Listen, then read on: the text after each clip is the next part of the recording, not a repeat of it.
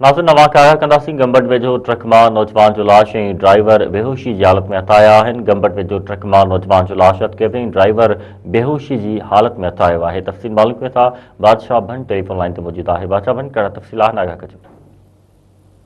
जी बिल्कुल, गंबट भरिसां मूसाणी staff truck driver पुरफरार तो जेको आहे सो फोत थी वियल नौजवान जो लाश पुलिस हथ करे वरितो आहे। मां मूंखे ॿुधाईंदो हलां त फोती जो लाश ऐं बेहोश थियल ड्राइवर जेको आहे सो अस्पताल मुंतक़िल कया विया आहिनि। मां मूंखे ॿुधाईंदो हलां त टंडो मस्ती पुलिस राब्तो करण ते ॿुधायो त जांच जारी आहे।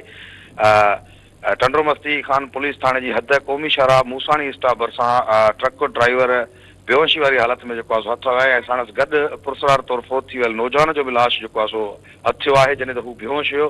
ट्रक ड्राइवर जॾहिं त अहिड़ो इतला मिलण बाद टंडो मस्ती पुलिस बि हुन जाइ वारदात ते पहुची वई आहे, जॾहिं त नौजवान जो लाश ऐं बेहोश थियल ड्राइवर खे सिविल अस्पताल खैरपुर मुंतक़िल कयो वियो आहे, जंहिंजी सुञाणप जेको आहे सो मेरापुर वासी ट्रक ड्राइवर इमदाद हुसैन वलद मोहम्मद रमज़ान चौहान ऐं फोती नौजवान जी सुञाणप नौमान वलद मोहम्मद असलम आरई तौरु थी आहे। मां ॿुधाईंदा त उन सिलसिले में टंडो मस्ती पुलिस राब्तो करण ते ॿुधायो त ड्राइवर होश में अचण बाद ॿुधायो त कराची खां बहारो सीमट खणी वियासीं, त वापसी ते लाड़काणो बाईपास ते चढ़ियासीं त मोटरसाइकिल सवार फोरू हथियारबंदनि रोके उन्हनि खे जेको आहे नशे वारा इंजेक्शनूं हणी ऐं उन्हनि जो इहो चवणु आहे त असांखे रोक रक़म ॿियो सामान फुल करे फरार थी विया ऐं नशे वारी हालत में मूसाणी स्टाफ भरिसां पहुतासीं, जिते नौजवान फोत थी विया ऐं हू संदसि जो चवणु आहे त मां बेहोश थी वियुसि। होॾां पुलिस मूजिबि त वधीक जांच जारी आहे, जॾहिं त नौजवाननि जा जेके वारिस आहिनि उहे हिन महिल ताईं राब्ते में न अची सघिया आहिनि ऐं वाक़े जो अहिड़ो हिन महिल ताईं केस बि दाख़िल न थी सघियो आहे। जी बादशाह भन, तव्हांजी महिरबानी तफ़सील ॾियण जे लाइ।